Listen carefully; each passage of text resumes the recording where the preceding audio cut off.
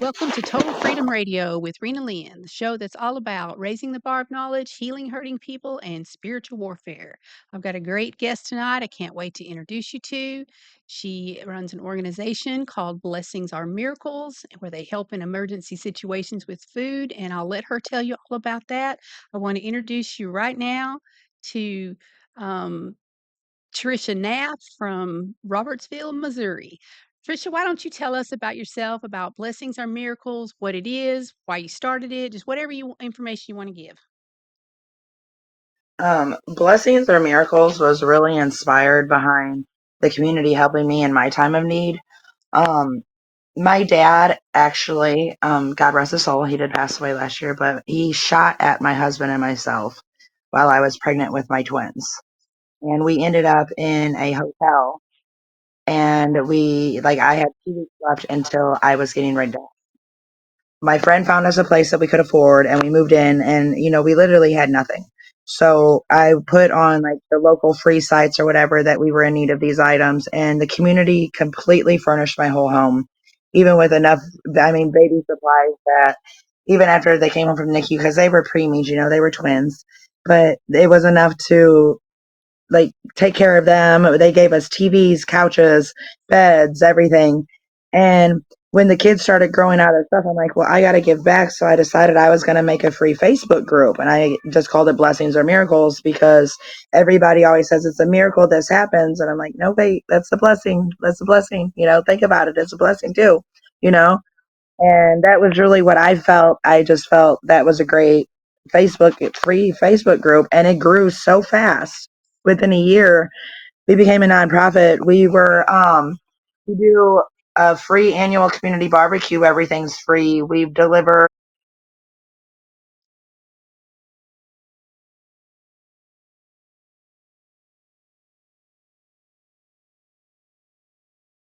350 Easter baskets in and around the St. Louis City area. We do approximately a 60-mile radius around St. Louis. We're mostly into Missouri, but we did have one of our women go into Illinois on Christmas, an hour and a half in Illinois, to give a family a Christmas dinner. Otherwise, they wouldn't have had one. Wow. Wow. Um, I'm gonna show some things. I want you to know that there's a lot of ministries out there. There's a lot of people giving back and doing stuff, and sometimes people want, is this person shady? They're just trying to get my donations, whatever. So I want to show you something.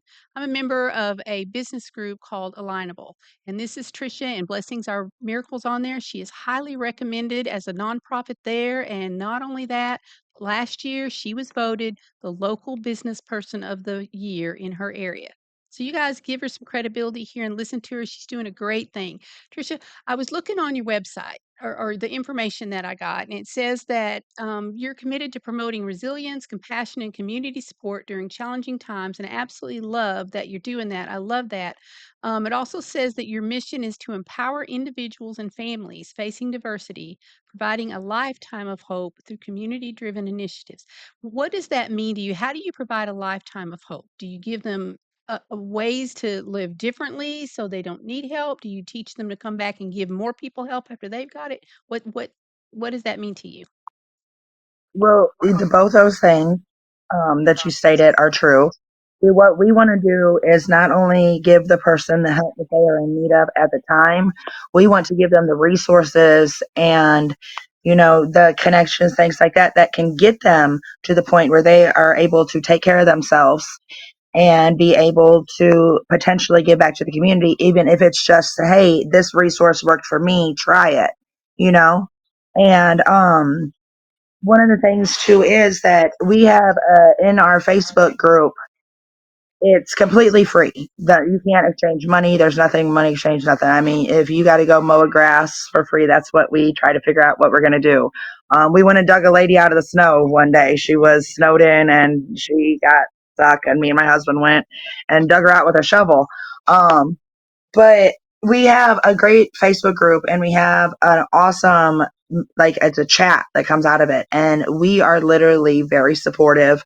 We watch it very closely to make sure that there's no negativity, there's nothing else going on, nothing like that. We don't do that. We don't even tell somebody where to go buy something, because if they're asking for help, they need the help.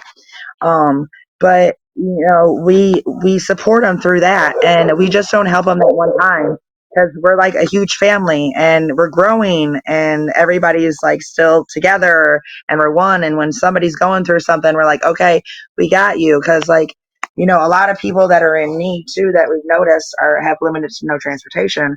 So we deliver the items that the other community members say, hey, I got this or I got that when they're in need of it. And we'll go pick it up from the community members and bring it to whoever's in need. So it's continued support. Like it's not just at one time. Like if they fall on hard times again, we're still there, but we've been there the whole time talking to them and supporting them. Like, you got this. So do you have a group of people that have put their name on a list, that have volunteered, or is it made up of people that has been formally helped, or are they only helped one time? Are they helped multiple times? Give us a little nuts and bolts of how it works. Yeah, we have helped people multiple times. If you need help more than one time, we are more than willing to help you. You know, we the people that it's made up of, some of the people actually, I don't know if you've seen the faces of Blessings or Miracles, that picture. The picture of the mattress on top of the car is actually one of the girls that's in the group now that is very, very active with us. She delivers lots of the meals. Her name's Jessica. Literally bungee corded and strapped to the top of her Ford, what was it? I can't even think of what it was now. What kind of car? Ford Focus.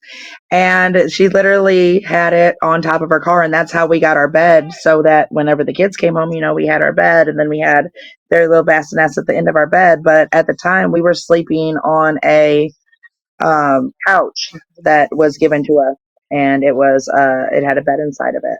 So I mean, it works with the people that work with us are people that we have helped. It's people that's helped us, or it's just people that stand up and say, like, I want to do this.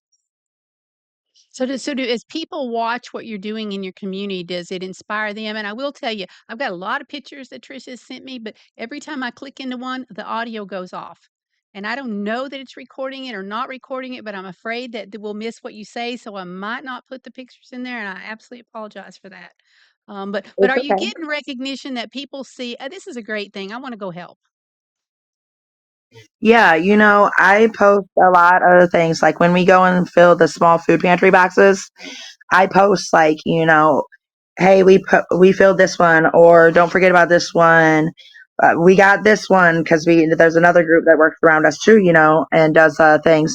But we've noticed that more community members are going around to the small food pantry boxes now, and when we get there, they're not completely empty. There's items already in them. So, we're putting shout outs on there too to the community members that's helping our community members in need, because we pull up and we only got to put in some of them maybe a couple of waters, or just a couple snack bars or something like that, because some of them have been completely full with diapers and this baby food and all these different kinds of foods and things like that.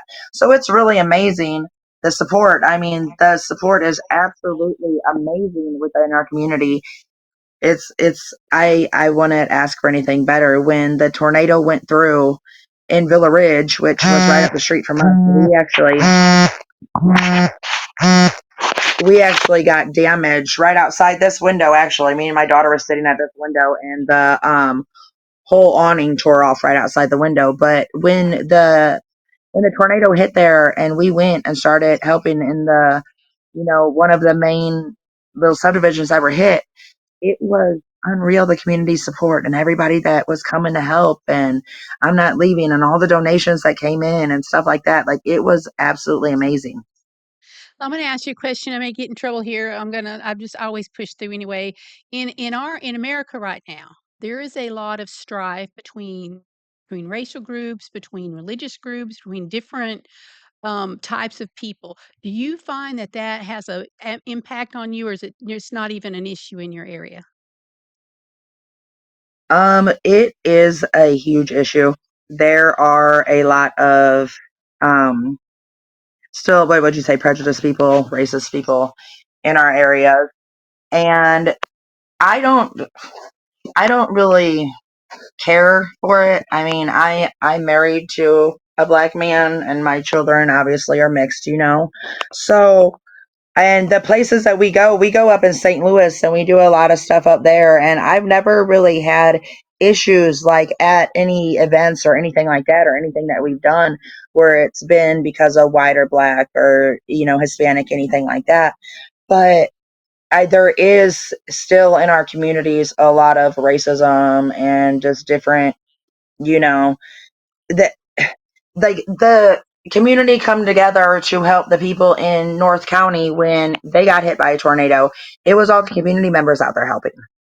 I don't really recall anybody else other than like other nonprofits and things that are in our area that was out there and just people out of the goodness of their heart that was out there helping.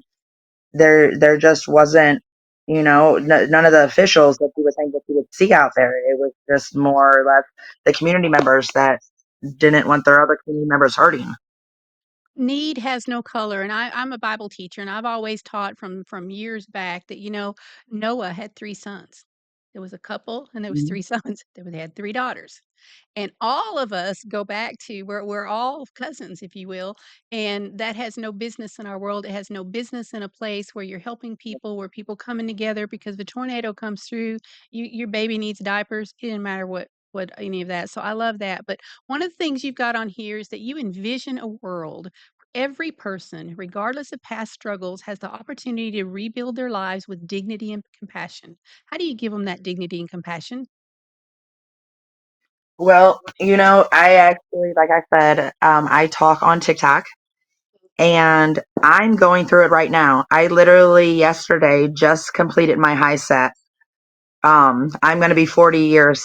I'm going to be 40 years old this year. So I'm literally doing the same things, that other people that might have went through the same struggles that I went through. I dropped out of my senior year. I became a drug addict.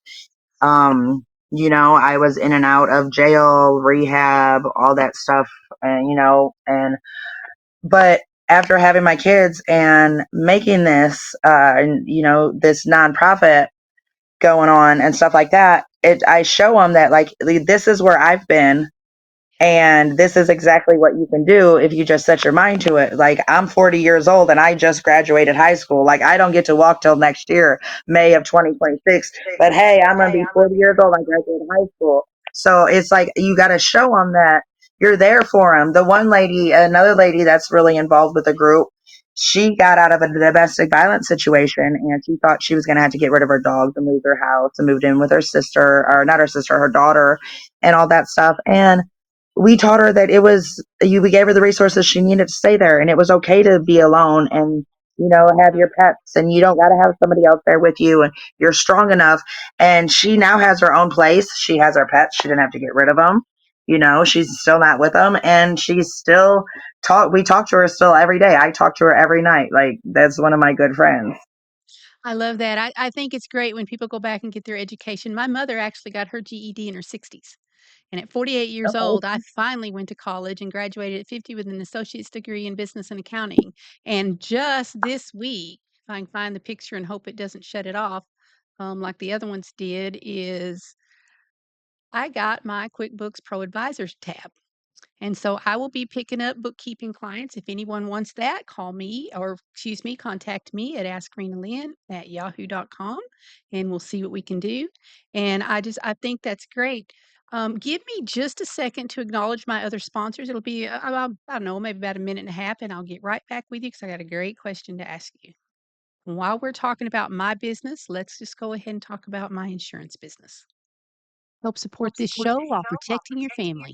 Go to rena-theinsurancechick.com and fill out a contact sheet. I'll get back to you and get you an insurance quote. I do all kinds of life policies and annuities. I'm a certified college planner and can also hold a certification in debt-free life policies and infinite banking. Contact me today. Folks, don't forget to check out my new book series, Prepare for the End. Just go to rinalynn.com and click on any book cover, and it'll take you straight to Amazon. You can get them in paperback or ebooks. If you like good love stories, drama, espionage, crime, struggling people who've lost their way and need help from those around them, it has it all. It's a classic saga of good versus evil, chock full of visits from the angelic realm from players on both sides. We have two groups of families that have been at war for over a century in central Texas, and those that serve the dark side are fueled by the Serpent King, who is determined to take out God's men and women before they can stop the evil he leads his followers to do.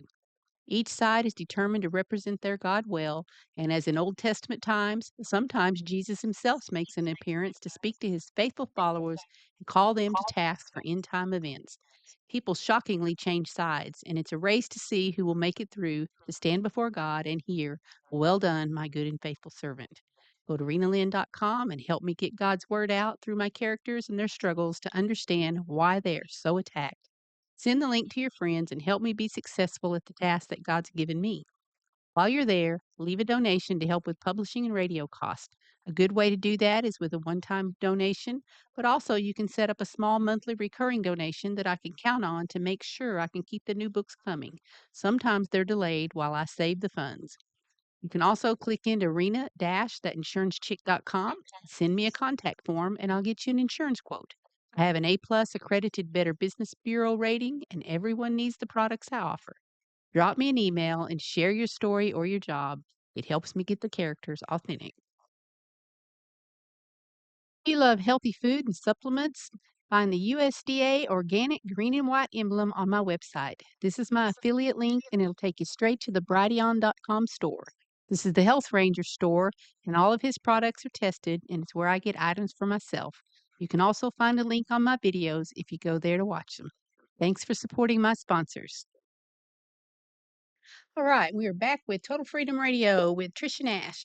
Trisha, you said something that intrigued me, and from the beginning, when I saw you pop up on Alignable, in my book series, one of my very strongest themes is people coming together to help people.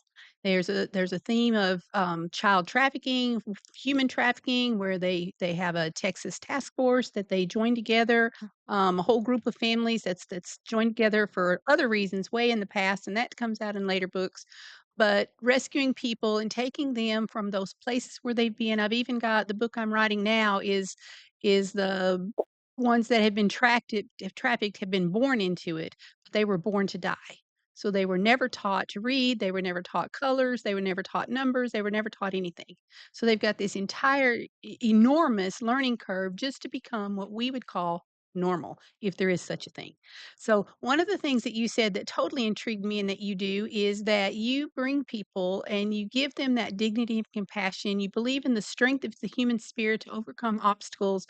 So, you shared a little snippet of your own story, and I appreciate that very much. Thank you. Thank you for that. But how do you get from that place?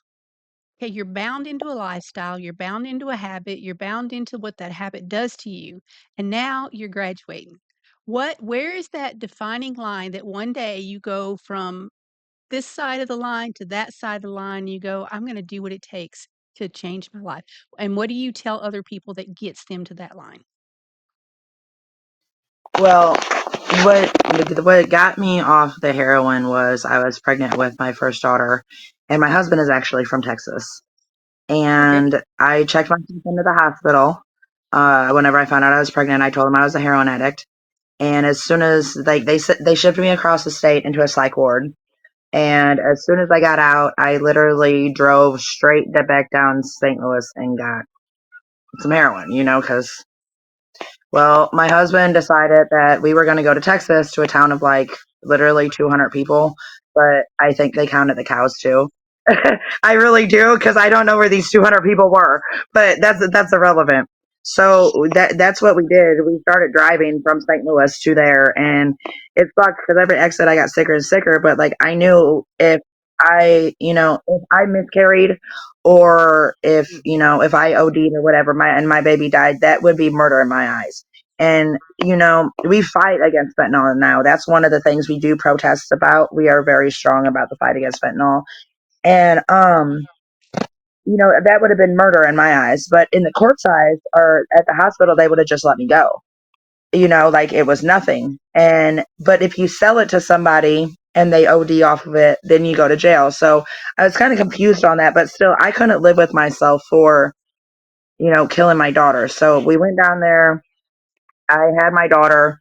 I relapsed on meth because I thought that I'd be able to handle it because it wasn't my drug of choice. I went crazy, honestly. I lost my custody of my daughter. And then we moved back here with my dad after a whole bunch of stuff happened. We tried fighting for her. I ended up trying to kill myself. I was in ICU for 13 days. And then whenever I got out of ICU, we drove back to Missouri. And I didn't realize what was going on with my dad. He was really sick. He had like dementia or something. And like I said, he shot at us after coming back. I ended up pregnant with the twins. And I'm like, after that, I'm like, I'm going to show them their mama's not going to be no screw up. I'm going to show them that it doesn't matter how old you are or whatever you put your mind to, you can do it. Like I said, I mean, I'm just now graduating high school, but hey, I did it. And I'm not shy about my story. So I'm going to tell them, like, this is what happened. This is what happened to me. Like, you don't want to do this kind of stuff. And I'm just hoping that they can follow me like other people. If I can just reach one person a day, that's all that matters to me. I just need to reach at least one person a day. And I feel like I accomplished something. Like, if I can do it, you can do it. It's hard. I'm telling you, it's hardest thing that you will ever do in your life, but it is so rewarding to be able to turn around and help people, and even help the people that from your past that are still actively using. And it's like you want to help them so much, but if they don't want that help yet, they can't take it. But our motto is passing blessings, not judgment. So if you're hungry, we're going to bring you food. I don't care what your issue is. If you're hungry, we're coming. I just recently interviewed a lady that she was born into a drug culture, born into an extremely difficult culture all around. I want to tell her story because I'll be interviewing her as well. But a lot of my characters in my book are based on people. I don't tell their story direct. I split it up among things. But if I'm going to write from inside somebody, I need to be inside somebody because there's a lot of things that I haven't experienced.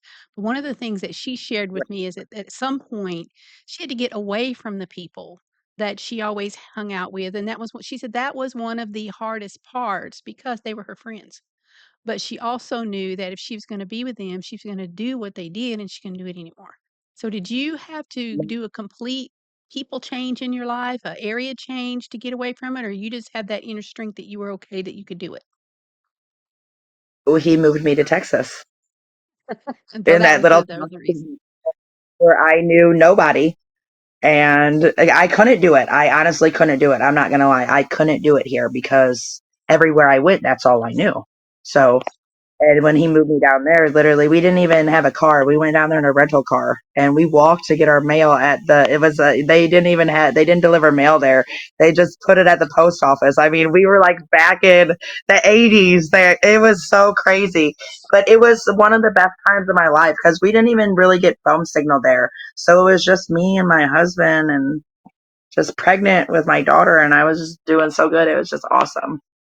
That's great. I'm very familiar with rural Texas. I sell life insurance, and for years that was my exclusive job, and we did a lot of mortgage protection. So whenever anyone bought or refinanced a house, I'm a mortgage protection specialist and an in the field underwriter. And I learned to use the GPS. That you can't teach an old dog new tricks, but I'll tell you what, in Texas, that GPS will get you in trouble. So, but I have found Mhm. places you can't even pull up your computer. There's places I watch people walking around the yard to try to talk on the phone, and I'll have to go and do what I can do in there and go home and do the quotes and call them back because they literally have no internet service, and it's just totally I've learned some very interesting things. One night I'm Yeah. out, it's like 11:30, 12 o'clock at night, I leave these people's houses, my GPS just went out. And I'm at there's hogs crossing the road, there's possums crossing the road, and I'm like, "I am gonna die out here. No one's gonna know where I'm at, and 40 years down the road, they're gonna find this woman in the car, and no one's gonna know who she is." And about the time I was really starting to get scared, I hit a highway, and in the minute you pulled on it, the GPS kicked in, so I'm familiar. Um, Trisha, I know we're Mhm. getting short on time, so I'd like to have you back again next week, as well. We got about 4 minutes, so one of the things that I would like to talk to you about next week too is, and you don't have to give anybody names because we don't want to mess on anybody's dignity, but I do want to get some things like, okay, person that you've helped, what would give us an idea of the call and the steps from there. But we'll get to that on next week. Right now, I'm very intrigued with your story. So do you know of anyone offhand? And again, you don't have to use their name. And if you do, just use the first name. But that your story has inspired them so much that they were able to make that escape as well, and that changed life. You know, I can't really say anybody personally that I know because I've tried, you know, to help people, and if they don't accept it, I can't like be around it. But there are people that have come up to me that I have no idea who they are, and they're like, "Your TikToks are so inspiring." And there was even a lady, a deaf lady, that came up to me at the gas station. I have no idea how she watched me, but she told me that I inspire her, that she looks forward to my TikToks every day, and they're so encouraging, Wow. and so when I go and I'm out in public and people come up to me that I have no idea who they are, and they're telling me how inspiring I am to them, and how much they look up to me, I'm like, I'm human. Like, I'm just like you. Stop it. Like, I don't see it, but it makes me feel so good just to know, because it's like, I really did touch that person. I think our superheroes are those people that are ordinary and everyday. I know I started writing during all my healing period, and God said, "Rena, write it out." And I began to write poetry and share it with my recovery group, and they said, "Publish it." So we did. And the very first book that I wrote is this book of poetry. It's actually used in a classroom in UT Austin by a professor. And I had no idea. I'm out selling mortgage protection. People are go, "Are you?" Because I don't use I just use Rina Lynn. I don't use the rest of my name, so don't Right. say it. But are you Rina Lynn? And I'd say, yeah. I said, "Whoa, my counselor told me to read your book. It just helped me." And I'm like blown away. I'm just trying not to die, right? So, always tell your Oh, wow. story, always share, and be prepared, because the people that you really wanna help, sometimes you can't. I know as a Bible teacher, I've always been taught you don't sell the Bible, you tell it. God does it what His will, and the people that you think that you're touching, maybe not, but people you won't have a clue of will come back and tell you later. So, I am so excited about that. We got about a minute and 20 seconds. Just tell us whatever you want to, and we'll have you back next week. I just really appreciate you having me on here, and I thank you for everything that you do. You are such an inspiration to many, because without you, we wouldn't be able to be on here telling our stories, and people to be able to reach out to us for the help they need. And just, I always say this, I want you to remember that you are loved, you are enough, and no matter what it is you're going through, we can get through it together. Hashtag better together. Amen. I love that. We'll have you back next week. Folks, say hello to Trisha, and I'm going to try to get some of these pictures working, because I want to show you where you can give donations and help her help other people. I'll see you next week with Total Freedom. We're raising the bar of knowledge, healing hurting people, and spiritual warfare.